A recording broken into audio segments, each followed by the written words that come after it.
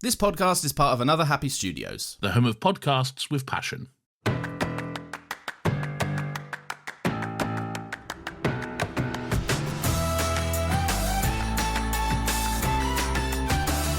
Hey folks, welcome to the Fishing Trip Files, a Gavin and Stacey podcast brought to you by Another Happy Studios. This is a podcast where every other week we like to take a look back at the wonderful, hilarious and silly little British sitcom that is Gavin and Stacey. I've been a lifelong fan of the show, but for my co-hosts, it's their very first time watching. Speaking of co-hosts, hailing all the way from the USA, I'm joined by the one-of-a-kind Ari. Ari, how are you? That's me. Hi. I'm great. Good. How are you, Pierce? There we go. I'm good, thank you. And of course, dialing in from the exotic land of Canada, we are joined by the brilliant Maylina. How you doing, Maylina? Good, you? Yeah, I'm really good, thanks. Thank you for asking. May, how are you doing? I'm doing great. How are you, Ari? I'm good, thank you. Any combinations we're missing out on? If you were at home, how were you? Awesome. Right. As everyone knows how everyone's doing. Cool. Everyone's accounted for. I'm sure it's in the title of the episode, but later on we will also be joined by the one and only Robert Wilfort, the actor behind Jason. He's very kindly offered to come on and speak with us, so about halfway through this episode we'll be having a brief chat with him. Alright, so do we know the title of episode 5? The billiard scene. Not quite. Most important part of the episode. just called billiards. Billiards. I feel like it's not going to be something like super obvious. It's sort of obvious, but not really what you'd expect. I'll tell you what it was, because this is a pointless bit. Okay, yeah, go ahead. The episode title is Hen Night for Stacey, which is strange, right? Because there's this hen night and a stag night, and in fact, there's 2 stag nights. Yeah. So, I don't know. But yeah, that's what it's called, Hen Night for Stacey, and it was aired on the 3rd of June 2007. Do we have any overall thoughts on the episode? I do. This was the first episode that I was like, because usually, Pierce, you take us through this episode. At least that was the case for the first few podcast episodes. But, you know, recently we've been trying to make an effort where, like, all of us kind of take on that role a little bit. And so this was the first episode that I was like, I'll write down when a certain scene starts so that I can, like, be like, okay, now it's this scene, now it's this scene. Sure. Worst episode to do that on. So much flipping around. At one point, one of my notes says, kill me now, this is the worst episode to be doing this on. I did not do this, I will say. That's fine as well. Okay. Alright, but what did you think of the episode, though? I liked it, yeah. I've got thoughts. Okay. But overall, very good episode. I wrote a lot down. I have a lot I want to talk about. But yeah, I enjoyed it. Cool. I didn't write any overall thoughts because I only finished writing my notes yesterday. So just off the dome, I really like this episode because we get the introduction of all of Gavin's friends who go on to not play insignificant roles going forward, and we also get the introduction of Jason, who we'll find out later is awesome. But with that, how do we open up? Stacey and Gavin are talking on the phone. Same as every episode so far, on the phone at work. That was a trick question. It was a trick question. They're chatting about the hen. Is Gavin at a different desk than usual? Or am I think you're tripping. Pulling that out of my ass? I think you're pulling that out of your ass. Because I have a specific memory of, like, a boss coming up behind him, but with how the desk is set up, it doesn't feel like a boss could do that. Let me have a look at what you mean, because I'm pretty sure you're pulling that out of your ass, but... Because, like, compare that to the scene where the boss is like, hey, tell Stacey to fuck off, and then I want to talk to her boss. We could just believe me and say that I'm right. I would never. I believe you. I believe you, May. Thanks, Ari. This is why you're my favorite co-host. No, it's the same fucking desk. Well, fuck you. This is why you're my least favorite co-host. That's fine. Let's put it to a vote. Don't put it to a vote. This isn't a democracy. You can't have opinions on facts. Fuck you. All right. And then, yes, they're on the phone at work, and Stacey's just being insecure and being like, "Oh, you're not gonna have sex with a lap dancer. You're not gonna be snogging all the girls everywhere." And Gavin just basically, she makes Gavin say out loud, "I'm not going to have sex with a lap dancer," and then Carol, Gavin's colleague, just walks past at the exact same time, and she's like, "Bitch, what the fuck are Bedmore's trying to sell you?" I like how he goes like, if you want, I can like keep my phone on me, and then he's like, and if I don't answer, it's because I'm having sex with a lap dancer. Yeah. I wrote Chekhov's secret cell phone because he says he'll secretly keep his cell phone, and I was like, okay, that's gonna come back. And it does it? It doesn't really, does it? Well, we'll get there. Okay. But yeah, it's supposed to be a no phones night, according to Smithy. What a freak! That's such an insane rule to have. Like, it's like if it's one of those things where it's like when cell phones were like less prominent, maybe when I was a kid, it was like, you might have somebody who says like, don't bring your cell phone, and that's like, whatever. But today, if you're telling somebody like this is a no cell phone thing, that's the theme of the whole night. You can't have two themes if you're telling people not to bring a cell phone. You can't be like, and also we're celebrating St. Patrick's Day. Also, we're schoolgirls. I wouldn't be at a no phones thing. I need my phone with me when I leave the house. I would, if it was like a close friends thing, it would be survivable. But if it was like, but how are you going to get there? I use my phone to like pay. Well, I mean, if it's like somewhere in the neighborhood, yeah, I guess I could do it. My partner used to do like a once a week. We pick a day every week that we're like available on, and we limit like screens and stuff to just like what we need for work and school. Yeah. And that lasted about like 2 months before we were like, fuck this. And it felt nice at first, but after a while, it's like I want to look at memes. But honestly, it was just that like we do it, and then I don't know, like. My partner would go like, I want to show you a meme, and I was like, well, we can make an exception this time. And at the end of like the 2 month period, we just had so many exceptions that it was like, are we even still fucking doing this? Also, when I was rewatching this episode this morning, I noticed that Stacey says she's really anxious that he's gonna meet someone else, which is really funny coming from Stacey. Yeah, oh yeah. Popcorn in the kettle black a little bit. Yeah. And but then that's it. That's title cards. And then after the titles, we cut to Gavin's house, and Pam and Mick are in the living room. And this is like, I love this scene. I adore it because it just shows how good, like how strong Pam and Mick's marriage is. Like, or I don't know. It's like a nice little moment between them, and it's. Pam is like, she's putting stuff out like some snacks or whatever. She's singing I Know Him So Well, and then Mick pops up from the bar and starts singing the harmonies, and they're just singing together. It's great. What a time. Yeah, it's very cute. I like that we get another dig at Princess Diana in this scene. we do. They're chatting about the sex they had last night, and it's great. I love how real this couple feels. But Pam is like, go on, say it. Say the thing you say that you know that turns me the fuck on. And Mick goes, it's always been you, Camilla. And she just melts. And so now we know that Pam and Mick roleplay as Camilla and Prince Charles, or King Charles now, fucking hell. Yeah, we know that the beef between Pam and Princess Diana runs deeper than just a mild, like, dislike of her. I had a question about this scene, though. Go, hit me. They have, like, their little moment or whatever. They bring up the stag. They bring up how people are coming to the stag. People start showing up. How come Pam adjusts her boobs? Is she trying to fuck Gavin's friends? Yeah, I saw this. I have a note about this. She just wants to look nice, man. Yeah, I think so. Like, I think that's it. Yeah, she's got a bunch of young men around her house. She's in her, I don't know, I assume she's in her, like, 50s. And she's got a bunch of young, presumably single men around her house. Like, it's just old habits die hard, you know? I think she doesn't necessarily, like, want to have sex with Gavin's friends, but I think she does want to look, she wants to look hot. Yeah, for sure. What do you think? What do you think, man? She wants a song written about her Stacey's mom style, I guess. Exactly, yeah. Gavin's mom has got it. I just think it's weird because for some of these, and maybe that's just me being a prude or whatever, but for some of these people, she's known them from when they were little kids. I don't think she wants to, like, have sex with them. I just think I don't think so at all. I think she just wants to look. Yeah, I think that's fine. Good on her.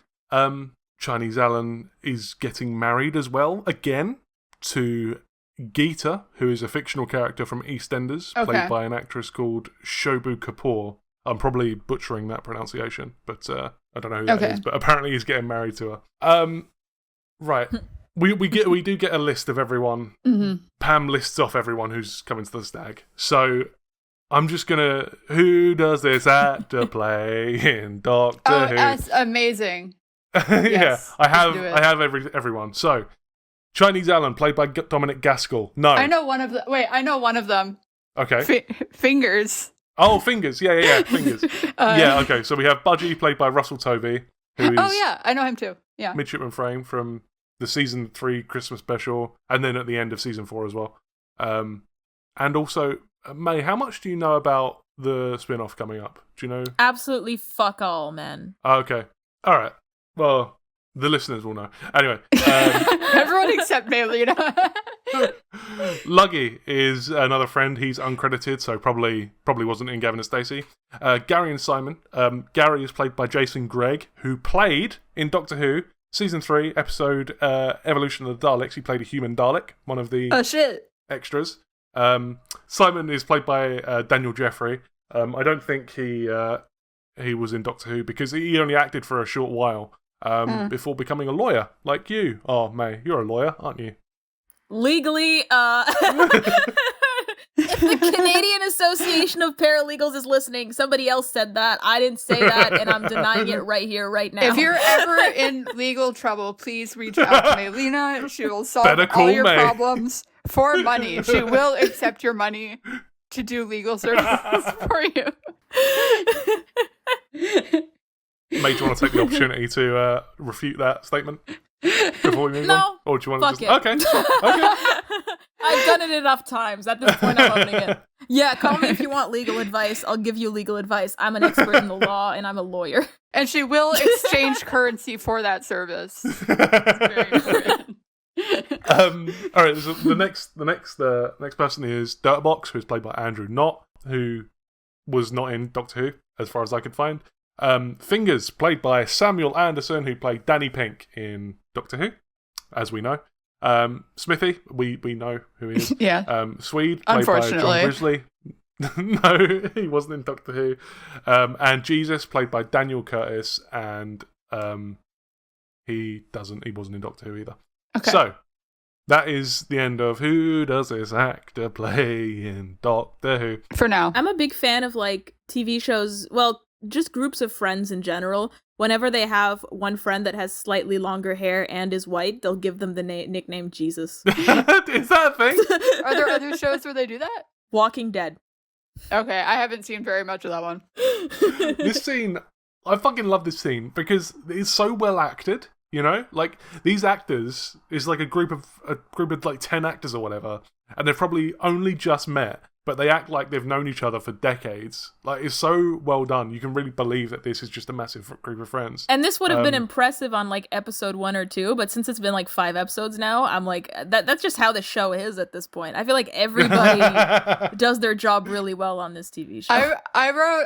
I wrote this later, but I do think everyone on every TV show should wear t-shirts like that all the time. Yeah, they've got t-shirts with their nicknames on. Yeah. Did you notice what was on the back of the t-shirts? A picture of Gavin, right? Yep. And did you see what it said underneath the picture?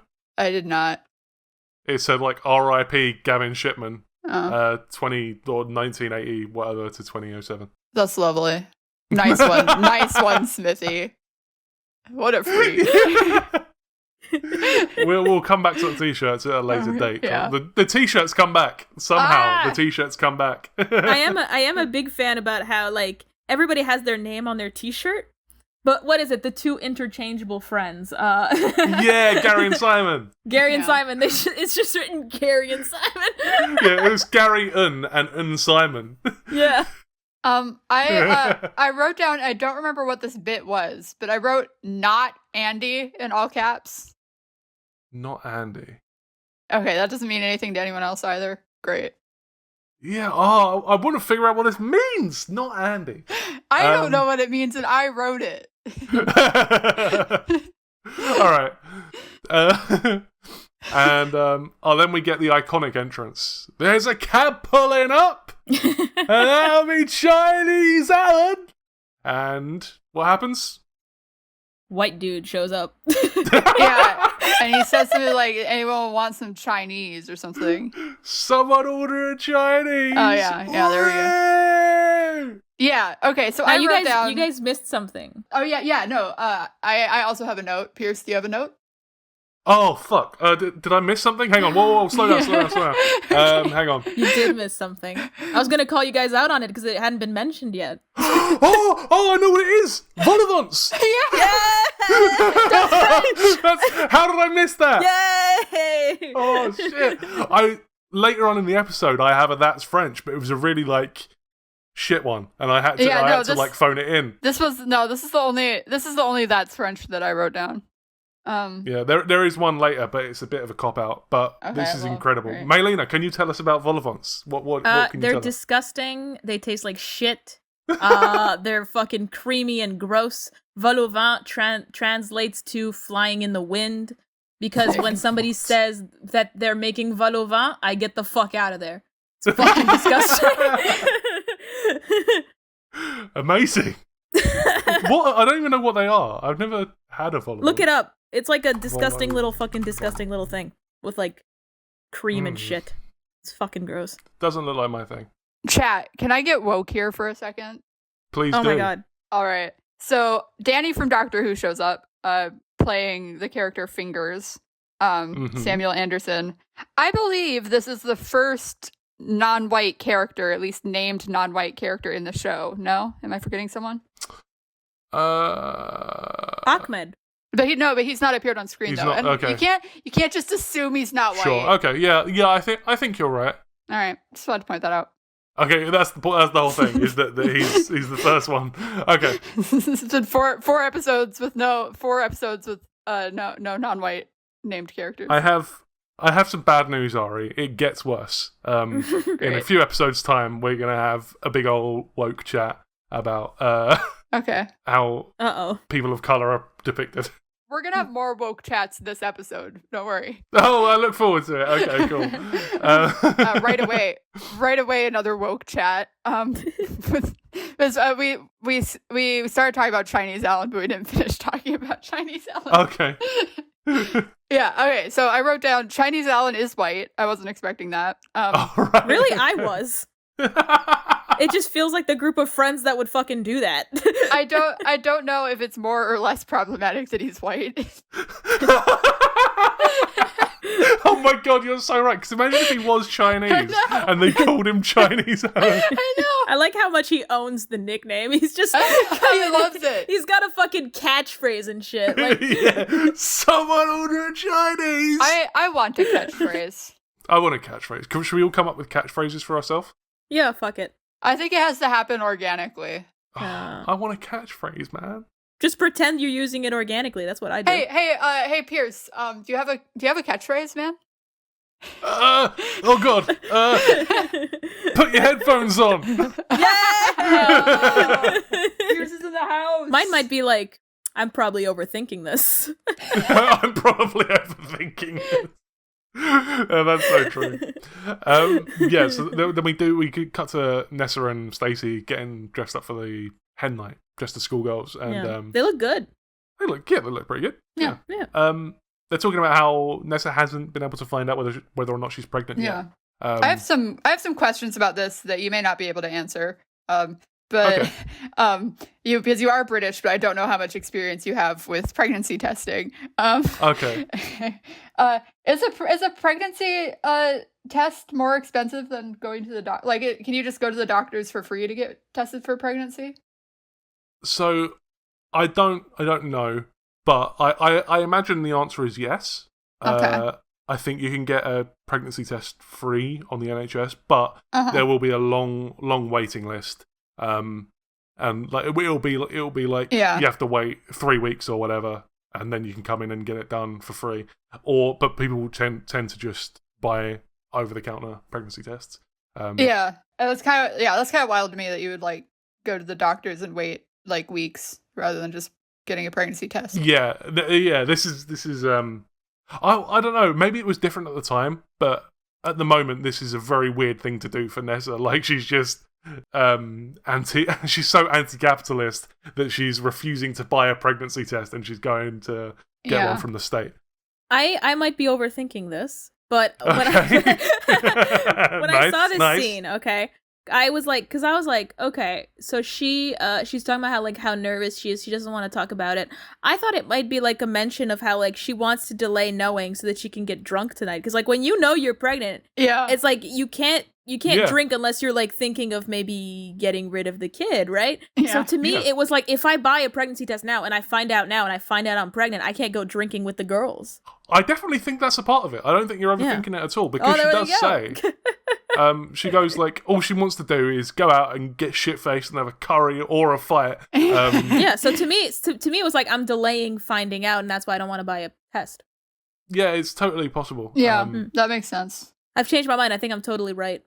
I don't know if that logic is sound from Nessa, but that might be it. Yeah. No, I don't think so either. But then, fucking hell, this is, all right.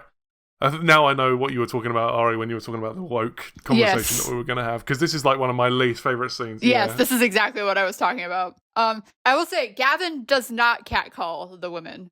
Oh, does he not?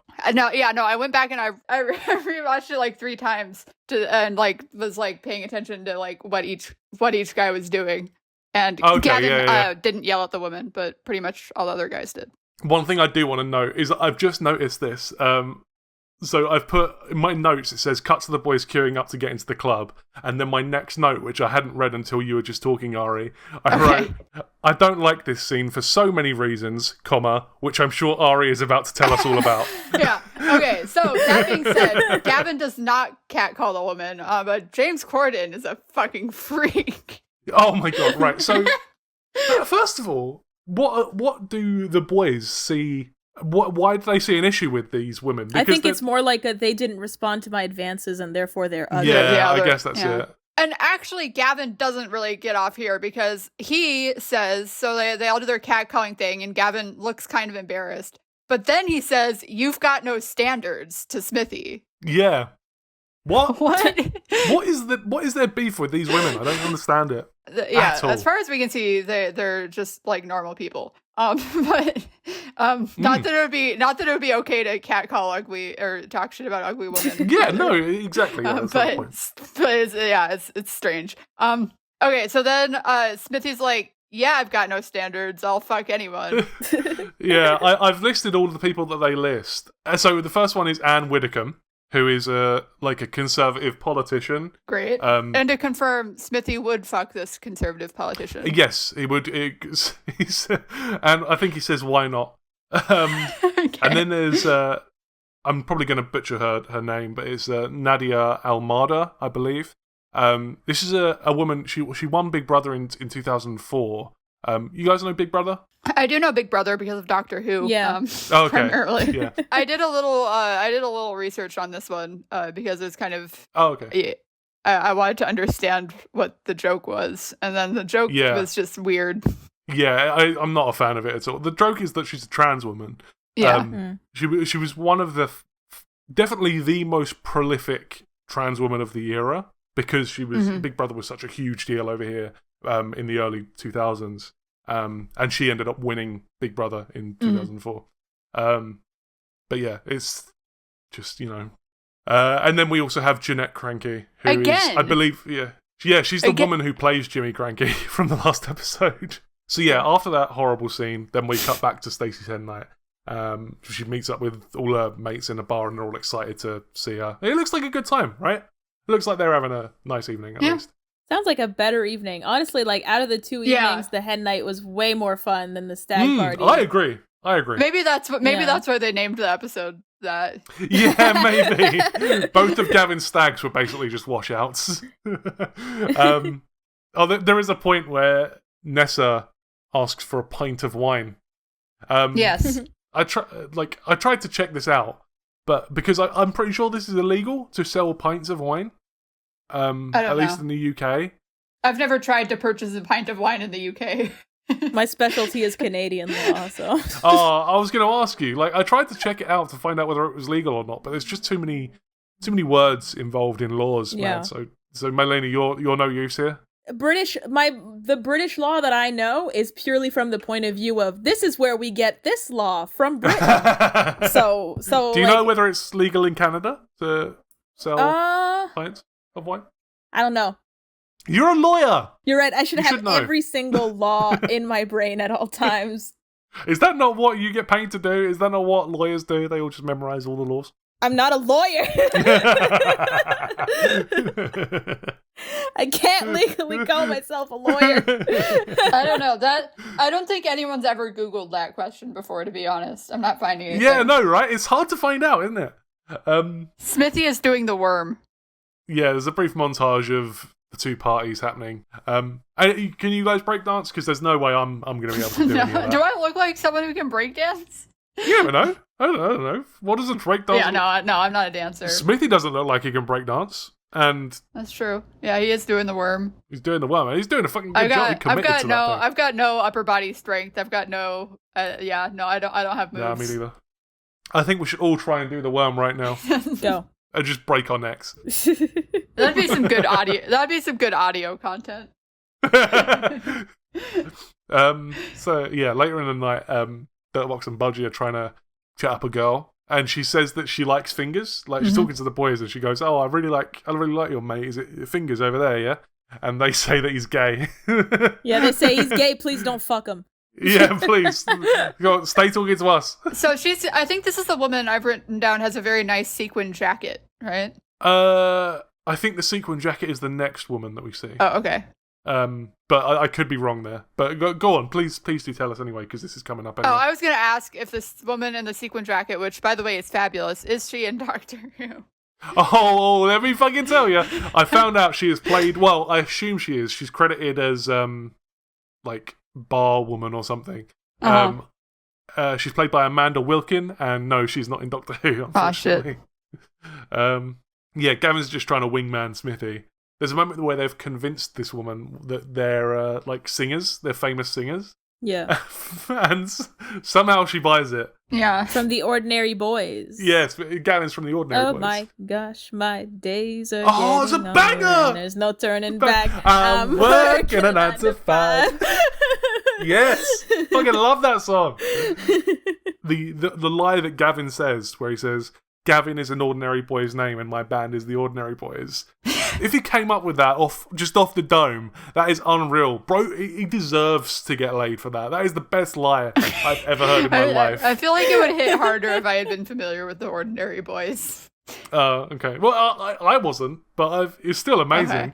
Gavin is an Ordinary Boy's name. I thought it was okay. But yeah, Stacey calls Gavin.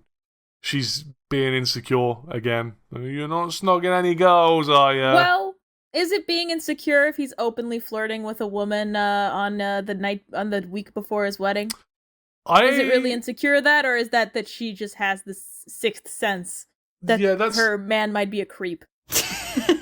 That's a fair point. Yeah, it is. Way I was all right, but why are you being hostile? We're just trying to have a nice conversation. Because you're not protesting against it. You were saying that Gavin should get fucking laid.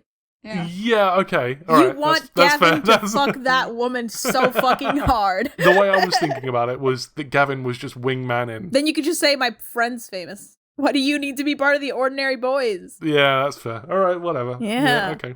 You can tell this is before, like, internet was, like, a huge fucking, like, easily accessible thing. Because if somebody was like, yeah, I'm from the fucking Ordinary Boys, I could just Google it. Yeah, just Google it straight right there. You could just get a picture up. But this was 2007. So... Was it ever? It was much easier to lie to women. Famously. Take me back.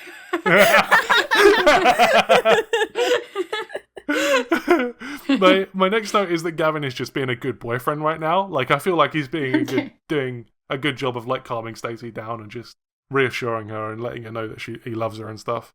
I thought it was a nice little moment, but I guess not. I guess he's been flirting with other women and he deserves death. And, I hope the next episode he's killed.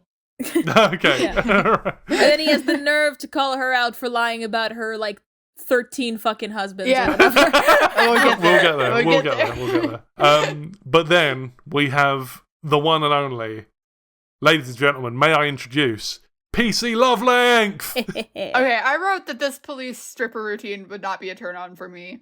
Because no, I don't think so either. It's because like people are into what they're into, but it's the way he goes up to her and is like, it really looks like he's just about to arrest her. I feel like I would just have a panic attack on the spot, and then any other flirting after that would just be like. Really, I assume the reason you might not have been attracted to this was because you were a lesbian, but yeah, very, very, very fair. No, but if the genders were swapped. If I thought I was about to be arrested, I would not be about to have sex immediately afterwards. I feel like for 10 minutes afterwards, I'd be like, whoa, okay, so you swear you're not actually a cop? Are you sure? Are you positive? Are you playing a trick on me? If you're a cop, you have to tell me legally. It's in the Constitution, you know. I'm not giving legal advice to anybody right now, but I'd like to specify that's a lie to anybody who might believe that. I know that from Breaking Bad. That was a rumor started by cops. So I know that at this point it's been more or less debunked and everybody knows that it's not real. Yeah. But in case somebody's listening out there that actually thinks cops have to tell you that they're cops, they don't. Oh, speaking of things that everybody knows, this is like a little fun fact that everyone says. It's like when the dude breaks his foot or something in Lord of the Rings. I haven't seen Lord of the Rings, but it's like one of them. Fun fact about that, he actually did break his toe. So PC Love Length's voice. Fucking hell, that's hard to say. PC Love Length's voice is dubbed. That's not actually his. When he walks over and says, "Excuse me, you Stacey West. You young lady are in big trouble." That's not actually the actor. That's a voiceover dub, and the person who did the dub was James Corden. So it's James Corden's voice on that stripper. Ew, I don't like that. I knew you wouldn't. Why was the actor's voice just not hot enough? And then they were like, "Here's what's gonna really get these girls riled up." I don't know actually why it was dubbed over. I have to assume sound issues, maybe. I don't know. Yeah, it totally could have been. Yeah. Is the police officer actor? Is he on Doctor Who? I didn't actually check, but fuck it, I'll try and find out. Hang on, give me a second. Okay. PC Love Length. I couldn't find him. He's not credited, so I assume no. Ah, shit. Okay. I think he might actually be a real stripper. Yeah, that would make sense. Yeah, he's a talented. He's got moves. He's got moves. Yeah. He's got the ladies giggling. He has got the ladies giggling. Do you think he actually got his dick out for that scene? I think he did, yeah. It would be hard to fake, I think, because you can see his whole ass. Do you think they just hired a real stripper? They might have done, maybe.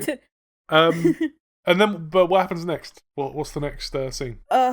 It flip-flops between the two stags and hens and shit like that, and then eventually the boys are in a restaurant. Yeah, the boys are in a kebab shop having a kebab, and yeah, Smithy's drunk and he's having another tantrum. And I know you guys are gonna hate this, but to be honest, whatever, fuck it. I find it funny. I love his tantrums. I think they're funny. Stop being so woke. Fuck you. I thought this was kind of a nothing scene. I wasn't really into this one. What do you think, May? My note on it is that Gen X, grow up from alcohol. I've never been at a party with weed where someone just starts fucking being upset at people like that and harshing the fucking vibes like that for no reason. I think you guys need to find a better addictive substance. I think we need to, as a society, all agree that alcohol fucking sucks. And I agree with that. That the redeeming qualities of alcohol can be obtained with other substances. On the table, there are a bunch of there's a British Fanta bottle. I liked that. Your Fanta is different than ours. Are they different? I need to Google this. Yeah, they're different. It's like a completely different beverage. I think. I tried it when I was there. It's like fucking radioactive orange, where ours is just like a pale orange or almost a yellow even. Yeah, but all the branding looks different too. This looks different. Oh, wow. So anyway, I thought that was very cool. That's your favorite part of the scene, is the Fanta. It's my favorite part of the whole episode. There's a moment that I really like where Smithy is like, as Smithy starts kicking off, Chinese Alan tries to calm him down, but Budgie tries to stop him from doing that. And the way he does it, he goes, "Stay out of it, Chinese Alan." Like, he says the whole name, which I find is it's really fun. He doesn't just say Alan, "Stay out of it, Alan." He says, "Stay out of it, Chinese Alan." I love how they always use their full nicknames.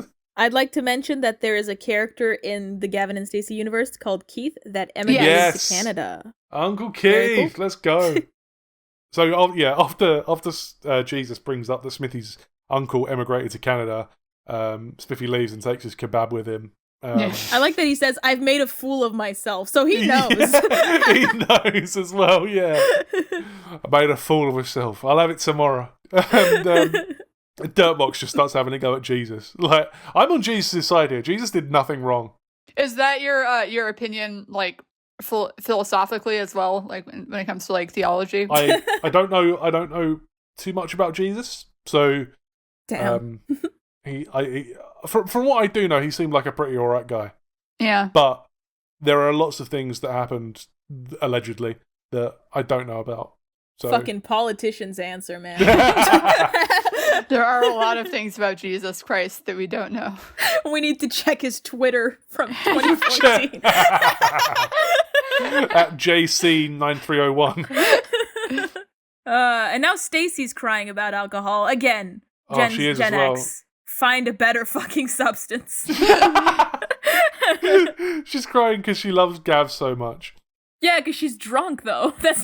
She didn't do that sober. That's true. I feel like all Gen X is either, like, dependent on alcohol or dependent on, like, drinking, like, 6 coffees a day. That's so true. My next note is they're all great friends. Nessa blew the stripper. They are great friends. Nessa may well have blown the stripper. And then what happens? Next morning. Yeah, next morning at Gav's house. And, so Stacey, Gavin's mom is interrogating Fingers. She wants to figure out why he's got the nickname that he does. And he is not divulging any information about that. Yeah, we find out his actual name's Craig as well. Oh, I missed that. But Alonzo from Doctor Who is banned from driving, I'm guessing because of what happened on the Titanic. That's a law drop. Pierce is technically banned from driving too. I am banned from driving. Well, yeah, it sounds bad. I just don't have a license. I never took a test. Along with me not driving, there is also another character who doesn't drive called Doug, who has stopped nicking cars because it's just not worth the hassle anymore. Yeah. So we find out a little bit of lore about Dougie. Yeah, don't we ever? Yeah, he's got a court trial next week, because his semen was found on a dress.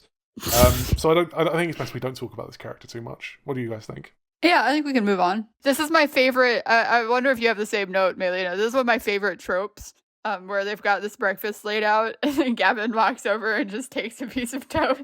I don't have a note like this, but that's very true. Is that a trope? Yeah, like the mom will have like a full breakfast laid out. It's probably taken like an hour to make with like eggs and bacon and everything. You're so right. Oh my and then God, the child just comes and grabs a piece of toast and runs over. And it's to show that the kid is like, yeah, he's very quick. He's got to be to school quick. I've got a skateboard. Exactly.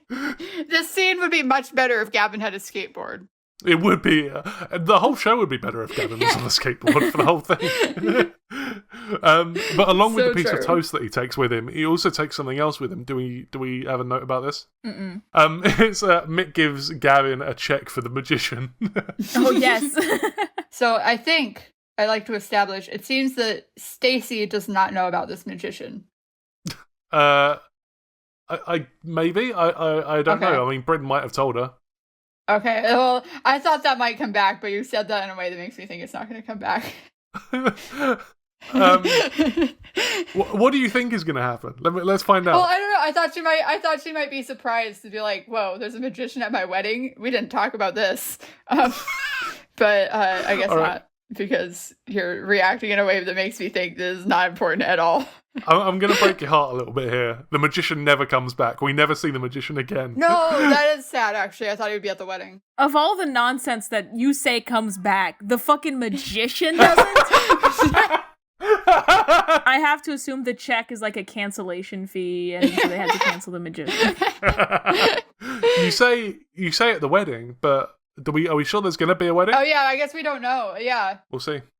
So we go back to Barry, as you said, Maylina, and one thing I like, there's just a subtle thing in this scene, that Nessa and Stacey both slept on the sofas, and I think that's cute because Stacey has a bed upstairs, but she wanted to hang out with her best friend and have a little sleepover in the living room. I always feel awkward, like when a friend comes over, like who sleeps on the bed and who sleeps on the couch. Yeah. But then I also feel awkward as a guest. Like, as a host, I think you're supposed to offer the bed. But then, like, as a guest, like, you never want to take the bed. Yeah, that's true. Yeah. Is that a rule? Do I need to start doing that? Oh my god, I've never done that in my... That's a rule? As a guest, I much prefer just being told where to sleep. Yeah, it's like they're supposed to offer and you're supposed to say no. Yeah. Yeah, those rules annoy the fuck out of me because they're so hard to... It's the same thing as, like, we've spoken about this before, where it's like, you have to... But when you're giving someone a gift, there's like a script you have to follow. It's my I love giving people gifts. It's my least favorite part of gift giving. But Stacey starts talking to Gwen about PC love length, but Bryn walks in to interrupt the moment, and Gwen just goes, "Tell me later." I think that's a cute little mother-daughter scene. Nice. She wants to know about the strippers so bad. but what Bryn walks in, and what's Bryn been up to? What's he been doing? He's been planning a bachelor party. Not quite. He's looking forward to the bachelor party, but like he doesn't necessarily. He hasn't planned it yet. I said what Maylina just said, actually. Yeah, exactly. We are the same person, so anything I say, she says, and vice versa. Yeah. If it makes the other one look good, if it doesn't, then I agree. I'll go down with the ship.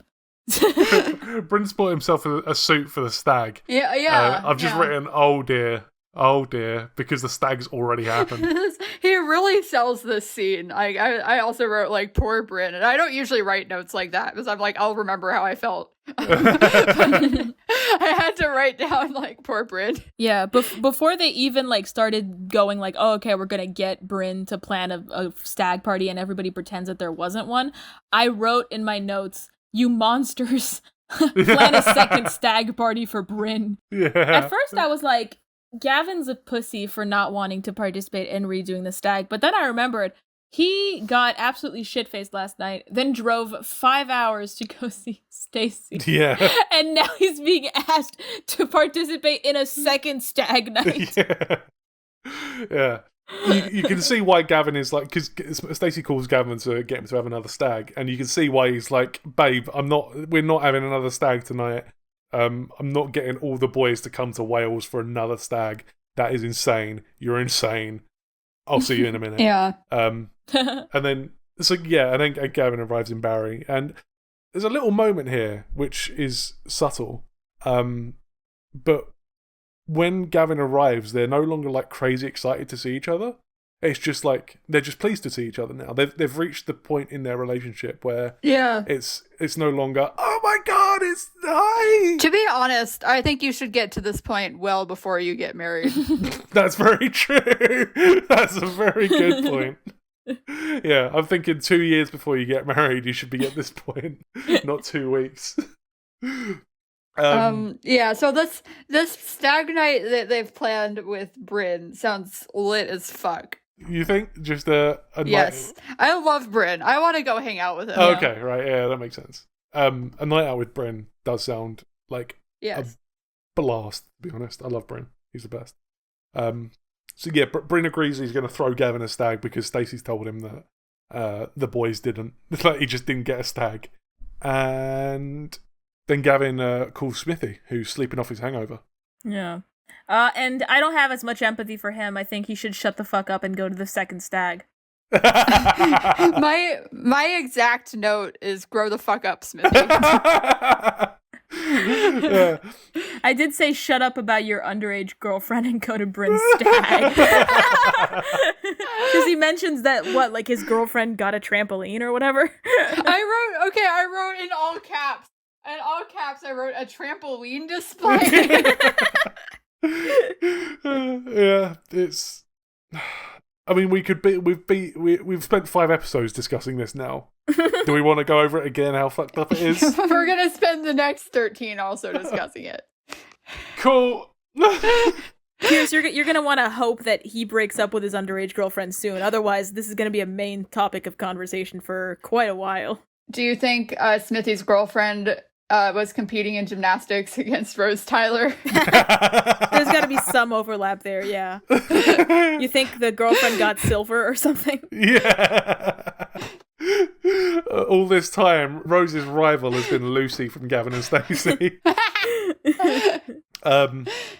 Yes, we're back sort of in Barry, and they're discussing the second stag, and yes. Nessa mentions that she used to work at the Dolphin. That's another job for Nessa that she used to have, with a gentleman called Carl, who had a tattoo on his chin. Sick. That said, "I'm Carl." Such a sick tattoo. Yeah, right, I'd get that. I'm so down. My name's not even Carl, and I'd get it. Yeah. You should get a tattoo of that Capri Sun label you like. Pierce here. Like on your face? That's fucking gross.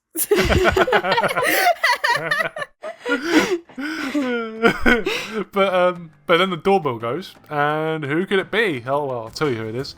It's the one and only Jason, played by the wonderful Robert Wilfort, who has very kindly given us some of his time to talk about his time on the show. So, cut to our chat with Robert.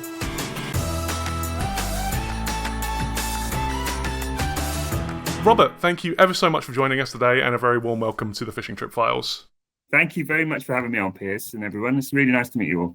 It's our pleasure. This is such a thrill for me personally, and I'm sure I don't want to speak for my co-host, but I'm sure for them as well. I'm sure it is. Yeah. So each of us just have a couple of questions that we want to ask you. We won't take up too much of your time. Okay. But I think, Ari, you have something for Robert first? Yeah. So obviously, May and I are coming at this kind of from a different perspective of Pierce, who grew up watching the show. And I was wondering, what is it like to have people around the world know about your work? And have you had any cool interactions with Gavin and Stacey fans outside of the UK? Well, first of all, it's a really, really lovely feeling to know that so many people not just like the show but love it. I mean, as actors, a lot of actors, we do a lot of stuff that we're very proud of and we love and we spend a lot of time on and we really love, and it just kind of goes out into the world and maybe half a dozen people watch it, or some people watch it. Nobody really talks about it. You go, oh, there we go, that's another job done. But to have something that is really, really appreciated, it's lovely, and it seems to have snowballed over the years. It seems to have, I seem to get so many more people talking about it after we finished the original series than when we were making it. I think most people didn't really recognize me or spot me or want to talk to me about it while it was on. And then in the years afterwards, more and more people would just say, oh, we watch it all the time. It's our favorite show. It's our comfort viewing. And so it's really nice. I've never really thought about the global impact of it. I don't know. I honestly don't know how much it's watched outside the UK. I know it does have pockets of popularity around the world. I think the only interaction I can actually think of is I was in the foyer of a theatre last summer, and a French girl came up to me and said, "Oh wow!" Said she was a massive fan. I think that's possibly the first non-UK fan. Maybe people on. No, I've had people message me on like Instagram and stuff, and say, "Hey, we're in America. We love the show. Do we know when do you know when this is going to be on?" So I have had that, but I think that's the only part. And she was very fit, and she was a bit of an aficionado. She lived in the UK, and she was an aficionado of UK comedy. She was listing all these shows, and I think and that was really nice. That was fantastic. Yeah, because when I was pitching the idea for the podcast to my friends Ari and May, I did have to say that this is quite a British show. It's got a lot of English comedy, and it might not land well on American and Canadian ears. Yeah, I wonder. How do you guys find it? What do you? Yeah. How have you found the first series? I'm really enjoying it. Yeah, we all met through watching Doctor Who. So we're all big Doctor Who fans. But I'm really enjoying it. It's a fun time. Yeah.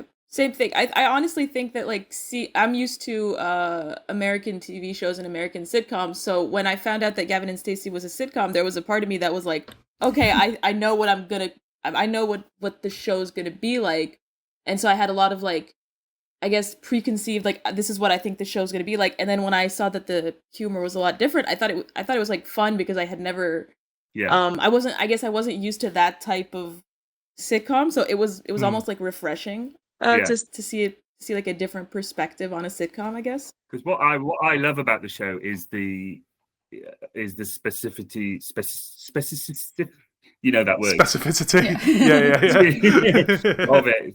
The fact that it really is set in a small town, and all that. There's loads of little references that you might not get. There's references that I think a lot of people won't even get, that I know that Ruth and James have put in there because it makes them laugh about people or places that they know. That's one of my favourite things about the show, yeah. You guys, having watched Doctor Who, I suppose you can tune into that. There's a British sense of humour that you're ready to tune into, yeah. For sure. The next thing that I wanted to ask is that, so when we were talking, we've already recorded the episode that this is going to be slotted into. Yeah. And when we were talking about Jason for the first time, I mentioned how he's never made to be the butt of any jokes. The fact that he's gay is he's just portrayed normally and not as a caricature, which, in British comedy in 2007 was quite a rare thing. Were you conscious of the fact that was happening at the time, that this character was represented so well, it was handled so well? And did you have any hand in it? How much of it was just down to the script, and how much was your portrayal, do you think? I mean, when I got the script, there were no kind of signs that there was anything that I play Jason differently to any other kind of character. And I did have a chat with James and said, he said we might want to. I mean, I look quite a lot different now to when we did it. Yeah. And it was his idea. He says, I think a goatee beard would be nice. They just wanted him to feel nothing to do with being gay. It was more the fact that he'd moved away and he'd lived abroad, and it was just kind of a little different look to what everyone else. So goatee beard was still relatively trendy at the time. And I remember in that first series, I had my bushy eyebrows shaped a little bit. We just thought maybe he takes care of himself a little bit more. And that was the only kind of thing, but there was no kind of. I just said, we're not going to do like a kind of any camp or anything like that, because that would just be silly. And we just embraced that. And what I really like about the show is that there isn't a fact, it's embraced, it's enjoyed. There's that lovely scene between Pam and Gwen, and where Pam was going, I'd love her that's how my parents. So my mum's got gay friends, and I think I think there's a certain type of mum who loves. I'd love a little guy. I know exactly what you mean. Together and stuff. So in terms of the way I played it, I just I gave it as kind of little thought as I would give it to playing a straight character, really. And just because it's not. I think the only way that when you have this mystery with Bryn, I think possibly it's in the storyline to give it a little bit of a layer, or a slightly more layer of, but yeah, and when we were doing it, that first series, we all thought it was great, but we didn't think. I didn't think, this is going to be possibly a character that the gay community might like or embrace or anything, because I just thought it's going out on BBC Three, maybe a handful of people will watch. Yeah, we all think it's great, but we certainly didn't think I'd be playing it on Christmas Day to 20 million viewers 10 years down the line. 20 million. It wasn't in anyone's mind at all. So. But yeah, what I like, the show has always just handled it is in just like, what we'd hope for the majority of gay people in real life is they've got a family who accept them, doesn't really bother them, is accepted, and it's just kind of it's kind of no different really. So absolutely. So I think I just tried to Yeah. When Piers sent me the message, the part of the reason why I thought I'd do this today was I don't sometimes read all the messages that I get sent, but I did. Sure. Piers wrote a really lovely message about how the character had been great for you and an influence, and that's just lovely. So that's part of the reason why I wanted to come on stage, because I thought it was a lovely message. I'm very good at writing messages. That's one of my key skills. So when the character was first introduced, did you have like any direction that you thought he was maybe going to go in, and are you satisfied with that result? There was always the possibility that maybe we would find out what happened on the fishing trip, but I also just it's quite fun to embrace that side of a character who's got this secret, and that's really fun to play. And quite often the scenes with me and Rob, as you'll go on when you see the rest of the series, because it's referenced again. You've named a podcast after it. It's a motif in the series. It's not just in series 1. It's going to come back. It's going to be mentioned. And the scenes with Rob would sometimes feel like we were in a different show. It felt like we were in. Everyone else was doing this cozy kind of comedy, and we would have this really intense that we knew was supposed to be funny, but you can't play it as funny. You've got to play it exactly. It's kind of like it's really serious for you. But I just when I read that first scene and that first moment where Rob comes in, I did think, this is great. This is really fun. We can all enjoy it. I think Ruth in particular has always said, whenever anyone asks Ruth about what your favourite moments in Gavin and Stacey, she always picks those moments when the atmosphere drops. When either I walk in or Rob walks in, everyone looks down. And then beautifully played by Matt, who's just like, because we've all been there, maybe not on the scale of course, we've all had something like, where you suddenly realize that someone's bumping into their ex, or someone's, or that, and you didn't know, and then something is dredged up that you didn't know about. So it's the audience is kind of Gavin in that moment, which is lovely. Yeah. Pierce named our podcast, and he wouldn't tell us why. It was the name that drew me in as well, I have to say.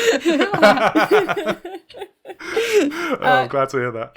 So Gavin and Stacey's kind of known for starting off with a pretty low budget. Did working around that kind of teach you anything about working on other projects, or did you learn anything from that? No, it's just nice to get more money. It was kind of in the budget. I'd done quite a few jobs at that level, so it was kind of like, and I've done ones with a lot lower budget as well. So it felt like, well, we've got trailers, so, that's good. We've got catering, that's good. I've done jobs with a lot less than that, so it never felt like we were kind of scrabbling for money, or so it's just we didn't get paid particularly well that first series, and it went up a bit. But even the first 3 series, I didn't think we were ever getting paid like massively. James and Ruth may have got more than the rest of them, but I think there are certain things that if you had a bigger budget, may have been different. Like you might know that we film all of it in and around South Wales. All the Essex stuff is cheated, so maybe if you had a bigger budget, you go, or maybe let's do 3 weeks in Essex and then move the whole production down to Wales. But it was just the time and money and cost. It was easier to just film it all around or nearby. Sure. And I think that worked out better. I think it works really well. And it gave us all much more of a spirit of we were all together there doing it. And I think that feeds in. It's very convincingly done. Yeah. And it would be like, when I say we had trailers, it's the classic kind of 3-way small trailers. So it wasn't. So you have that when in breaks between filming, maybe you're all just going to sit up in Stacey's bedroom as opposed to all going back to a trailer. Right. When you're sitting around and you're chatting, and it fosters just more of a kind of jolliness. Just everyone goes back to their separate trailer and just sits in silence. Whereas maybe when you're constrained a bit more, it can bring out a better side to it, I think. That's wonderful. Yeah. Yeah. So I guess we touched a little bit on the most recent episode had 20 million viewers, which is amazing. Was there like kind of a moment or a period for you where you realized that like Gavin and Stacey was like taking off and becoming like a massive deal? Yeah, I think it was when possibly people instead of just going, I've seen Gavin and Stacey, I really love it. They did start asking about specific stuff, and they did start asking the question, and I then get asked anytime, anyone ever does what happened on the fishing trip.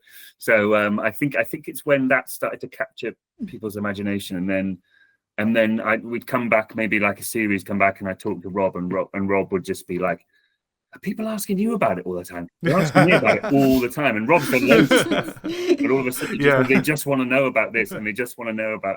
So, and when people like Rob were saying that, I mean, I wasn't really particularly well known before doing it. I'd done bits and bobs, but it was when people like Rob and Alison, who's been in, the most amazing CV, Alison Redman, you could ask her, and she just like, people are coming up, people are loving me. We were all surprised at the reaction. I think Steph, though, I remember Steph saying he only did he's barely in the first series. Steph, who played Dave Coaches. Yeah. I think we saw him. Yeah, we saw him briefly. He said, it had just been out on BBC Three, and someone was quoting it back to him already, his first episode. That's incredible. That's when we started to know, I think. And when people start quoting things at you, that's when you know. As opposed to just going, "Oh, you're that bloke from," is when they know the specifics, I think. Yeah. That's when it becomes lovely, yeah. The last thing that we have for you is so Gavin and Stacey is often praised for its down to earth character writing, and as someone, you've taken on a bunch of different roles in your career. I was wondering how different your approach is when you're playing a character like Jason, who's relatively grounded and down to earth, compared to a character like Bob Cratchit, who is from a completely different time period, and people would have nothing in common with him these days. How different is your approach there? I suppose you always have to try and just think about who they are as a person and how you play that, and then you can kind of you just have to find the truthfulness within that setting, really. So you can we can change your physicality a bit. I've just started a job this week where I'm playing a Edwardian butler.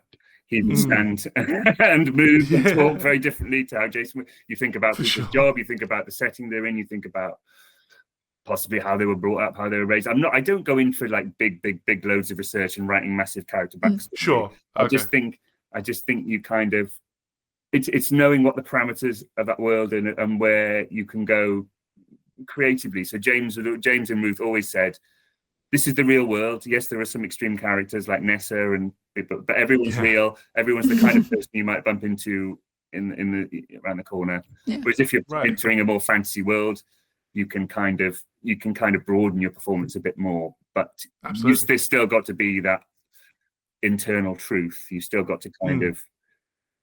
And it's all just about kind of reacting and listening to what other people are doing as well. And sometimes if you find that someone else is kind of going off in a direction that you go, "Oh wow, I wasn't really thinking we were doing this kind of film." Sometimes, but then you kind of you can go with them, and it's about just being kind of open and happy to go along with it. But amazing. I like the fact that it's grounded, and all my favorite bits in Gavin and Stacey are all what you might think of the mundane.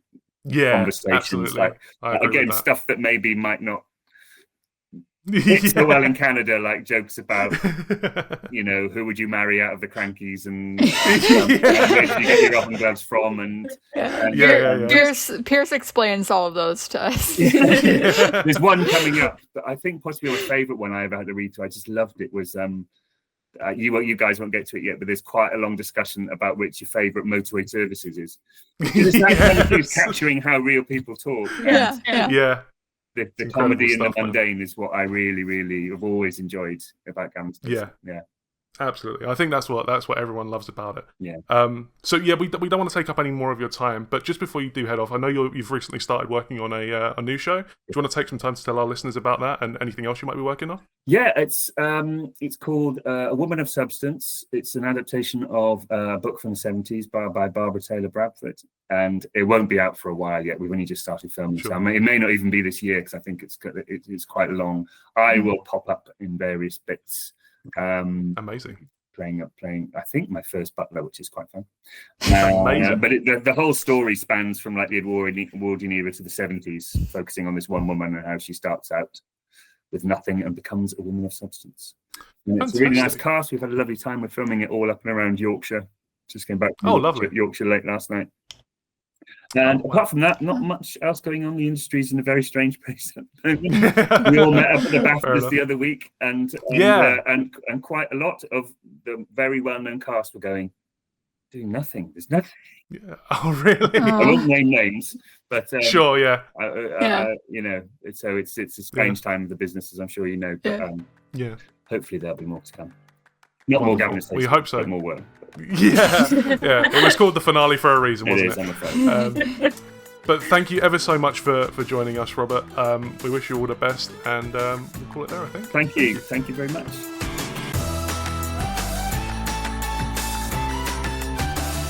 Right, well, I hope that went well. To be clear, for our audience, we haven't yet recorded the chat that you, our listeners, just heard. From our perspective, it's still happening like a couple of weeks from now.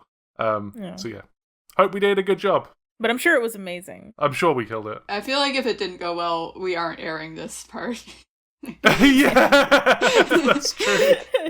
But yeah, Jason walks in. And it's like, it's a big moment for the show when Jason walks in, because this is the first new side character that we've met in probably since Pete and Dawn, I want to say. Well, I mean, are any of the Gavin's friends, are those important side characters? Yeah, I see. I feel like it's a different relationship because Jason is actually family, whereas they are friends. Pete and Dawn aren't family, are they? You're so right. Holy shit. Drag his ass, Ari. Okay. Yeah, fuck me, I guess. But yeah, whatever. It's just a cool thing. I like how proud Stacey sounds when she's introducing Jason to Gavin. She's like, Gavin, this is my big brother Jason. And it's just an adorable little relationship that they have. I like that Ness goes like, he's still gay. He's still gay? Yep, cracking. And then that's it. I was very scared that like Bryn would just because homophobia, I guess, is like more of well, it's always been like you don't want to be homophobic. But I think it was a lot more normalized in 2007. I think. I have a question. Like, so when Bryn walks in, obviously it suddenly becomes very tense, and we have no idea why. What did you guys think was going on when that happened? Oh, I didn't assume that Bryn was a homophobe because that felt out of character for him. But I was like Maylina. Like Maylina, I was scared that Bryn would be a homophobe. I was just scared because again, in 2007, it was a lot more normalized. So I was like, it felt like. It maybe like today, if you have a character like Bryn, you would assume he can't be homophobic. But like back in 2007, you could just be like a really good guy and also homophobic. Yeah, and in real life, like people have like complicated, contradictory, beliefs. Like, so, but yeah. You might want to reword what you said, Maylina. Uh-oh. You can be a really good guy and be homophobic. Okay, I want it on record. I'm against homophobia, please. I know what you mean, though. I totally get it. Yeah. Don't, okay. No one's gonna. I don't know. Let's cut this.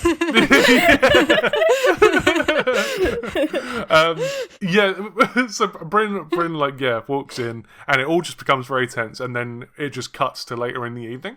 And I didn't think it was that much later. Yeah, no, it's only like an hour or so. I would assume. Maybe an hour or so.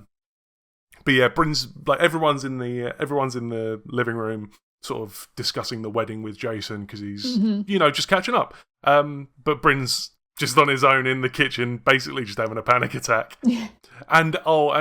Now we have. I mentioned to you guys earlier that I have my own That's French scenario, but it was a bit of a phone-in. And my That's French for this episode was Gav's mum's vegetarian, so we're having these special little quiches made for her. Quiche! That's French. Quiche is good. I like a quiche.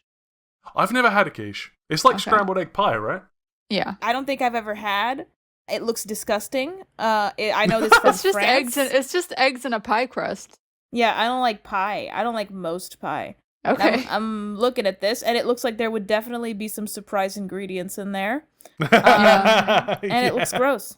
I don't like when it's like some of these. I've also now looked up quiche. Some of these pictures look a little bit runny. I don't like that. The quiche has to be like firm, like fully cooked through. That makes sense. Like a I don't know. I don't know. No, name something. I trusted myself to be able to come up with something that is also that similar consistency, and I just failed. So we're gonna have to move on from that.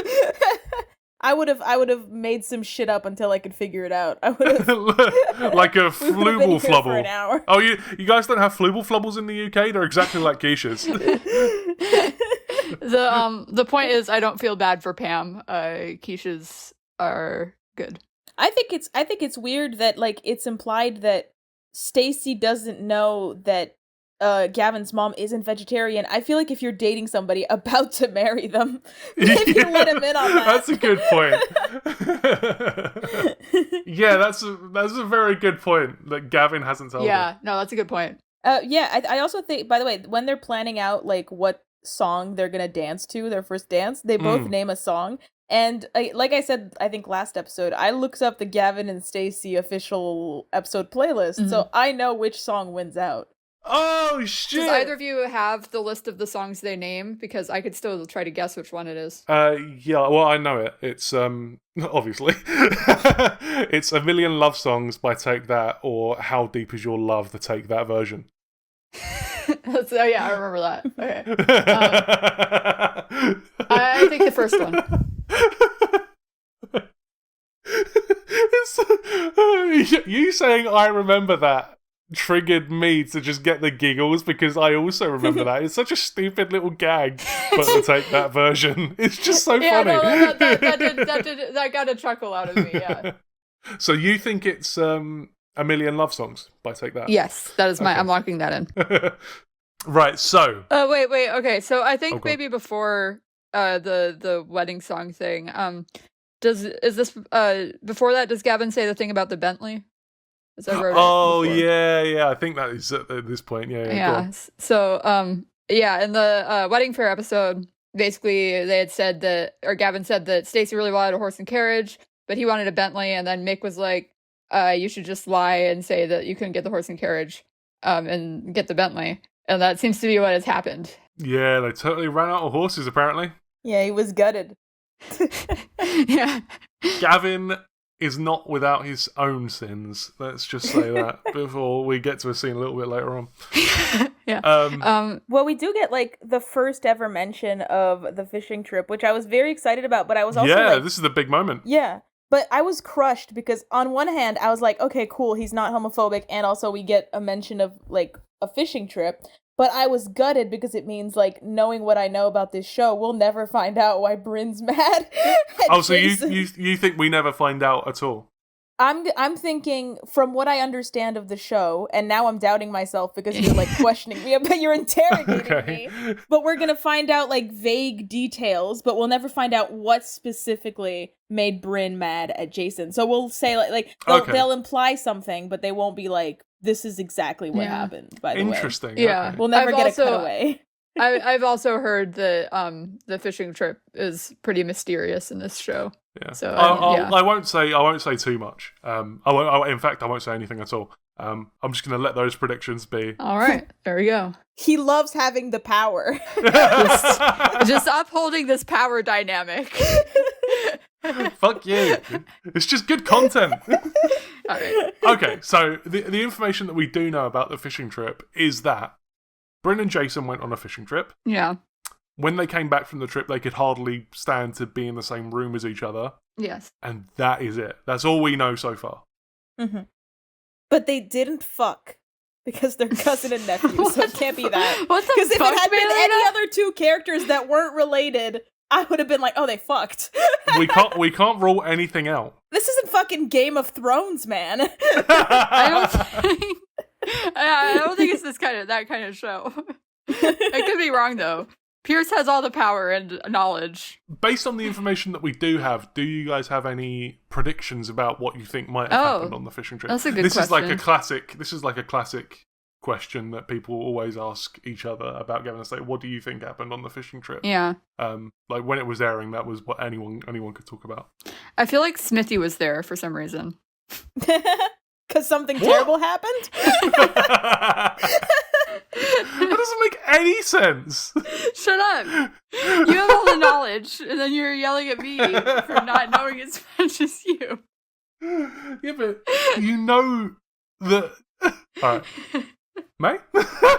Yeah, and I might be completely out of left field here. I'm not great at reading a room, but I think, because from what I understood from like how they like look at each other, they're avoiding eye contact, not in the I'm mad at this person way, but in the this is awkward way. Yeah. Yeah, for sure. I have to assume somebody walked in on somebody else doing something that like maybe you wouldn't want your uncle or nephew to walk in on you doing. Okay. That's my theory. And you know, that's on me if I end up being totally wrong, but like, okay, let's say that Jason was watching porn or something and like Uncle Brent walked in. I feel like that's not like beef that would last for years, or not. But what if it's like very insane porn? So this prediction when the show was airing, I remember a lot of people, like certainly many of the people that I spoke to about the show, they all had this same prediction about that was what happened. So don't worry, May, you're not alone. You're not a weirdo for jumping to that conclusion. I have a question for you, Pierce. Go. What were you doing when the show was airing? Like, were you like on like the forums? Like, how are you interacting with the show when it was airing? No, there weren't really forums back then. Well, there might have been, but I certainly wasn't aware of them. I wasn't really a forum kid. I was mostly just talking about it to my mates at school. Okay. That was it. But alright, yeah, after we have the fishing trip mentioned, we go back into the living room, and we have this moment where everyone is under the assumption that Jason will be the one who walks Stacey down the aisle, and she's like trying to get a word in edgeways to explain that she wants Bryn to do it. This should have been talked about a long time ago. It should have done, man. It should have been. This is like 2 weeks from the wedding, and now we're only just finding this out. This is bullshit. Frankly, a little bit insane from Stacey. Legit. Like, people talk about this stuff years in advance. People, like women all the time say to me, like, oh, I'm so excited for, like, so-and-so to walk me down the aisle. Like, people, like, you know this stuff before 2 weeks from your wedding. It's such bullshit. Yeah. I feel so bad for Jason, man. But at the same time, like, it makes sense. Like, Bryn is her father. Yeah, no, I think Bryn is the right choice. Yeah. It should have been discussed a long time ago. Insane behavior from Stacey. Yeah. And the way she explains it to Bryn as well is really sweet. Like, she has a very earnest moment with him. And after that, there's Ness just going... Obviously, Jace is heartbroken, and Ness just goes... Bit of a kick in the teeth for you, that one, eh, Jace? I think both of them should get to walk her down the aisle. I think a lot of like, shit. I think a lot of shit. I think traditions get in the way of a lot of shit. It's not illegal to have two people walk you down the aisle. You're I think so right. everybody needs to get over their traditions and just do whatever's fun in that moment. That's my. I guess maybe take on the she's whole thinking thing. that like that wouldn't work because they don't like each other. Maybe. I don't know. Yeah, I feel like that could have been a good plot point actually. Like it, could have been. Well, okay, but now I know that doesn't happen. Well, yeah, but we knew that from the fucking episode. Shut up. Okay. I'll kill you. I will. You've said that every episode. It hasn't happened. So you're still fucking here. Shit. No. We live on. It's falling apart. But what happens next? Pool scene. Pool scene. All right, let's go, May. For the viewers at home, I really like pool. You play in tournaments, right? Yes. I learned how to play. I was like maybe 5 years old. I had to like have a little step stool to like reach the pool table and everything like that. And I played with like a break cue because regular pool cues, it's like a bit heavy. Can you explain what a break cue is? Because I actually don't know. Yeah, not a break cue. Sorry, not a break cue. A jump cue. So like, if you want to make a ball like jump, there are specific pool cues that you can use that don't damage your regular pool cue. So they're like half the size of a regular pool cue, and they're specifically made just to make balls jump. Oh, neat. Basically. And it's very good if you're a kid, if you're like a very tiny kid that's like playing pool, you can just use it as a regular pool cue. But yeah, I would just use those. And then when I was like maybe 10, I started doing pool tournaments. And I'm a big fan of it. So whenever I need to explain for the listeners. Because just in case anyone isn't super familiar with this episode as we are, this is a shot of a pub, and just for about, I want to say half a second in the background, there is a man taking a single shot with a pool cue, and that is it. This is the pool scene that we're referring to. All right, Maylina, continue. Whenever I see, like, in a TV show or a movie, if I see people playing pool, my instinct is, what pool are they playing? Mm-hmm. Okay, yeah. I have my own little segment in my head. That's just whenever, and then I try to analyze it a little bit. And I was a bit, I'll be honest, befuddled with this one. Okay. Oh, for real? Go on, tell us more. Because I did not recognize the type of pool, because it's like there were just 3 colored balls, and I could recognize that like half of the balls were one color, half of the balls were another color, and then there was the pool cue, and there was the 8. So I was like, maybe it's a special type of 8s, like with where instead of having stripes and fulls, you just have like 2 colors and everybody handles their color. And I was right. Apparently, the British variation of 8s is where like everybody has their color instead of having like stripes and fulls. Pierce, can you confirm? Huh. Yeah, so in some, I feel like in 50% of pool tables, it will be stripes and spots, and all the balls will be different colors. But then on another half, on the other 50%, it'll be red and yellow. Yes. And I've only just twigged that in my head. I've never noticed that before until you've mentioned it, that is weird. But yeah, I had never noticed that before. And so I went on like a deep dive because I was trying to figure out what the fuck was going on. Amazing. And I found the pool, and then I found like an unreliable source during Avid where they were like, well, this is British billiards. And then I looked at pictures of British billiards, and I was like, yep, 3 types of colors on the table. That must be it. And then I tried to learn British billiards, and I'll be honest with you, boring as fuck. I don't think we should bring British billiards to Canada, because I think that I've played it once just to do research for this episode. Right. Oh, really? Jesus fucking Christ. Right, so after the extensive pool scene, which Maylina's very kindly talked us through. I wonder who won that game, by the way. The person who was shooting the... Gavin and Bryn are just sat there in silence, like with the with the antlers on. Gavin doesn't really know what to say. Yeah, no, he's being a little bitch. He's being a little bitch. But he does sort of try to make conversation. He says like, oh, shame Jason couldn't make it. And then Bryn just gives him fucking nothing back, bro. He just goes full non-verbal on his ass. He just shuts the fuck down. And just nothing happens, and then Smithy arrives. Yeah, and then Smithy's a little bitch. Yeah. Smithy's a little bitch, but Bryn gives him something of a dressing down, which he doesn't deserve at this point. You can establish it for other crimes, like take that punishment and just be like, it's doled out for this crime. Bryn calls him a disgrace, which is pretty hardcore, right? You young man, I was cheering. Disgrace. I was cheering. Yeah, and honestly, respect to Smithy for just standing there and taking that fighting talk. But I mean, it is kind of Smithy's fault too, because he didn't check in with Uncle Bryn. That's true. Yeah, that's true. But yeah, then Smithy sort of apologizes, like just being like, "Yes, I'm sorry."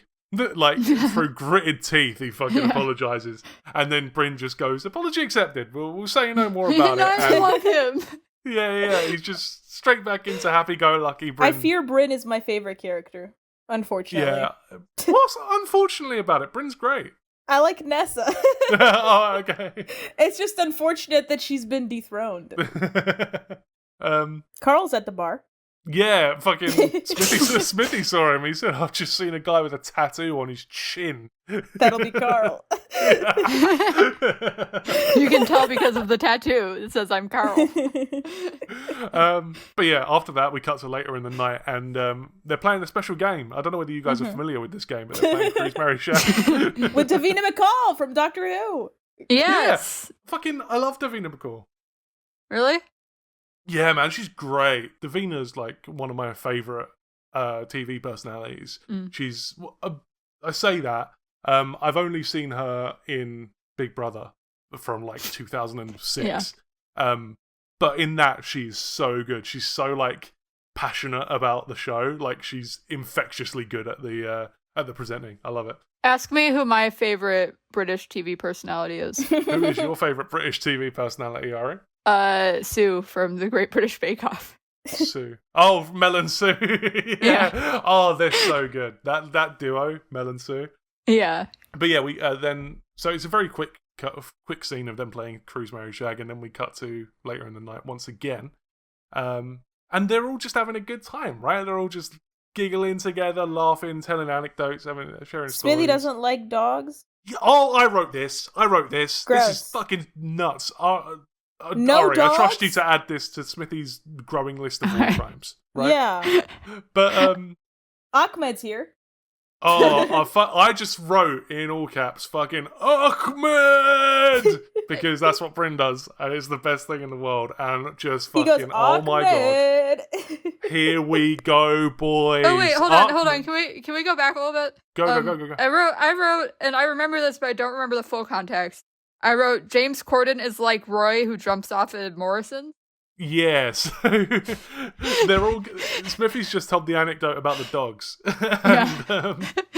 And Bryn is like, oh, you remind me of my buddy Roy. He's always wriggling himself out of situations just like you are. And then his face drops and he goes, he's dead now, Roy. He killed himself. He jumped off a Morrison's. Okay. Yeah, no, I remember writing this now. Okay, yeah, I just think that's an interesting piece to keep in the back, like in the back pocket. I love how he specifies Morrison's as well. He jumped off a Morrison's. I was getting a little granular, but it is that, like, if you said like jumped off a grocery store, like that wouldn't be as funny. It's like exactly right. Comedy, like specificity is really good for comedy. So Ahmed is back in Barry, he's come to see his mum who's had her appendix out. Hope she's alright, I hope the surgery went well. And Bryn, sort of without thinking, invites him over to have a drink with everyone. And he introduces Ahmed to Gavin, and shit proceeds to hit the fan. Right before that, I want to ask you a question. Has Ahmed been on Doctor Who? I can't believe I didn't look this up. He looks familiar. He did, yeah. He's got a face. Ahmed is played by Faldut Sharma. I might be butchering that pronunciation. I'm very sorry if I am.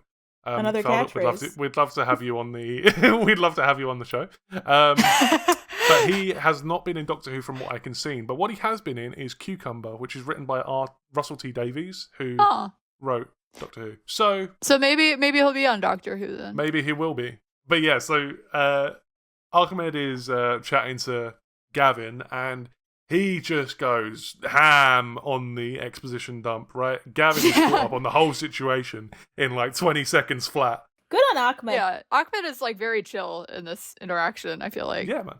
I can't remember who it was. Was it you, Maylina, who said that they hoped Ahmed turned up? Yes. Yeah, so I imagine you were cheering, right? I was very happy. And there was a moment of like, I was like stressed that information would be revealed. But then I thought about it for a second. I was like, if I'm marrying somebody and like they're hiding this information, I wouldn't mind if like someone I was dating had been like almost married 6 times. That's not like an issue. But like hiding this key piece of information from me, I don't know. I'm not like a fan of that. So in that situation, I would want one of their exes to come up and be like, hey, I was number 4, you're number 6. So then I was like, actually, I'm rooting for Ahmed to give away information. And he did. And I salute him for that. Yeah, legit. I have notes about this later. So Bryn keeps trying to change the subject and like, he keeps going like, oh, where's Smithy with those drinks? How you been, Ahmed? oh, here's Smithy with the drinks. And Ahmed is just having none of it at all. He's just going, right, no, it was Cliff. Cliff was number 5. I was number 4. And he's just going through and just filling Gavin in. But yeah, so Gavin, when he finds out this information, gets very angry and leaves. Yes. And he just leaves Smithy there with Ahmed and Bryn. So I wonder what Smithy ended up doing for that night. If I was him, I would be getting lit with Bryn. Like, yeah, Bryn and Ahmed seems like an ideal, like, this is the ideal like night out. Ahmed seems like the best dude. I love him so much. He's so like charismatic and warm, isn't he? I love him. So he seems like he's totally chill. I don't even think like because it didn't seem like he was giving away this information as like you're number 6, bitch. No, he was more like, oh, okay, she's getting married again. I'm so happy for her. You must be number 6. Yeah. But then we cut to the argument on the doorstep. Stacey's just like, oh, hello. And the first thing Gavin says is, why didn't you tell me you'd been engaged 5 times? And then the way Stacey says what is so well acted. Like, she responds like, what? Like, she perfectly portrays that, like, sinking feeling you get when you've been caught out in a lie. I love this scene so much.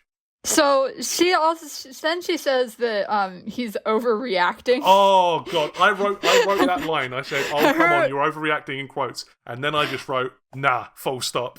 I wrote overreacting is crazy. I know this is a serious accusation. I'm being genuine here. This is gaslighting. To like you know that it's a big deal because you were hiding it from him legit. For weeks. This is fucked up from Stacey. If you didn't actually think it was a big deal, you wouldn't have like hidden it from somebody you're about to marry. So you know it's a big deal, and now that you've been caught out on it, your instinct is to one, tell this person that you just weren't in love with the other ones. Why are you getting married to those people then? And then 2, tell that person that they are overreacting to like having caught you in that lie. You know why he's upset. You know what I mean? So it just made me so upset. I was just very happy that Gavin stuck to his guns in this scene, I guess. Yeah, legit. Like, there's a line that he says next, which is, or in a couple of lines, which is talking about how they'd both been treating it like it was the first time for both of them. Like, they were both really excited. Yeah. But and that line has always, ever since I saw that for the first time back 20 years ago or whenever, it's always stuck with me because it perfectly encapsulates Gavin's issue with it. Like, she's been subtly lying to him this whole time, and it's just, he's found out and it's made his whole world crumble. And it's such a good scene. I love this scene so much. And it's not like it just hasn't come up in conversation. She just hasn't said it. She's been like skirting around this issue or whatever. She's just like, she has fully contradicted like the truth. Like, she's specifically said, no, this is my first time getting married. So it's not just that it hasn't come up and like, because she said in the last episode that she'd never been to a wedding fair before. Like, this is exactly. You got it at some point. She's not just avoiding the issue; she's just fully lying about it. I think like people have flaws, and I it's very relatable to be caught up in a lie. I think this is genuinely like pretty fucked up behavior from Stacey. Yeah, for sure. And then Gavin brings up the idea of cancelling the wedding, and this, oh my god, right, okay. Wait, actually, sorry. I think I have one more note. I think this might be good to bring up with this conversation from Stacey. May, I was going over some notes from like our early episodes, and I remember something you said in our very first episode. I remember this. Okay. There's this very first conversation with the neighbor, and talking about her leg. Yes.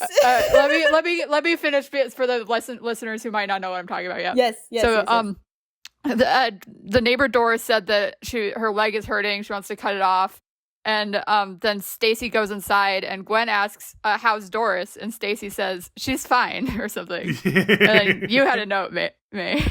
I said I wasn't sure if this meant anything or would come back. I just wanted to say it because if I end up being right, that's gonna be insane for me. 10 minutes into the podcast, you called it that Stacey is a compulsive liar. You called it. Well done. I was so excited when you said that because, unreal. This is amazing. This is the best day ever. So then Gavin brings up the idea of cancelling the wedding.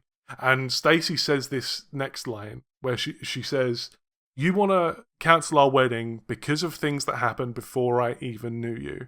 And girl, this is not the issue. He is annoyed that you spent the last 3 months lying to him. And it's always pissed me off that she makes this argument and Gavin just doesn't counter it at all, because that is not the issue. She just makes a nothing argument and it makes it feel like she's won the argument or whatever. I feel like Gavin is not a confrontational guy. Like, this is kind of a stretch for him to be, like, calling her out like this. Yeah, I would say so. Yeah, I would agree with that. Yeah. Maybe I'm not woke or whatever, but I do think I commend Gavin because I think that somebody with the timeline of their wedding and with the timeline of their relationship and everything, I think it's fine if you like really love somebody and you want to get married in like a few months after you've met them and all that stuff. I don't have an issue with that. If it's been 6 times and you're number 6 and you guys are getting married in like a 6-month period, I feel like it's okay to be angry if the person has done this before and to be like, oh shit, are we getting married for the right reasons or just because this person fucking loves a wedding fair or whatever. And so I commend Gavin for not even being angry about that because I would have been fucking pissed. If I was like, oh my god, this is crazy, we're getting married in 6 months, we love each other so much, and then I found out that my partner had done that shit like 5 other times. Yeah. I don't know. So good on Gavin, I guess. Yeah, legit. But after that, we just have the iconic shot of Gavin walking down Trinity Street with Stacey calling after him, and we fade to black. But we do want to talk about predictions for next episode, right? Yeah, let's do some predictions. What do you guys think is going to happen next episode? Okay, so I think next episode there will be a wedding ceremony. Okay. Like I don't know how like the fight is gonna end, but I think they're gonna be like walking down the aisle or whatever, and then some like crazy like sitcom hijinks are gonna happen. Like a tornado's gonna come and like blow the roof off the church or something. Interesting. and they're not gonna be able to actually have the wedding. Interesting. And then I think the premiere of next season is going to be the actual wedding. So Ari, wait, you think that they're gonna be able to fit resolving the argument and then the wedding all into one episode next week? Yes, I'm locking this in. Right, okay. May, what do you think is gonna happen? I think it's gonna be because here's the thing: if this wasn't the finale, I would have said like, oh, the whole episode is gonna be them like talking to their friends and like, all right, was I crazy? Oh no, you weren't crazy. Right. I think it's just gonna be like resolving the fight, and I think that like I don't know if there's gonna be a wedding, but I think that like Nessa and Smithy are gonna help resolve this issue, and it's gonna bring them closer together, and something's gonna happen in their relationship with the incoming Chekhov's baby. Oh, okay. That makes sense. I think to resolve this issue between their 2 friends, Nessa and Smithy are going to have to work together in some way. And so the finale is going to be more focused on their relationship than Gavin and Stacey's relationship. I don't think there's going to be Is it a Chekhov's baby, or does she just have a baby? Aren't all babies Chekhov's babies? Okay.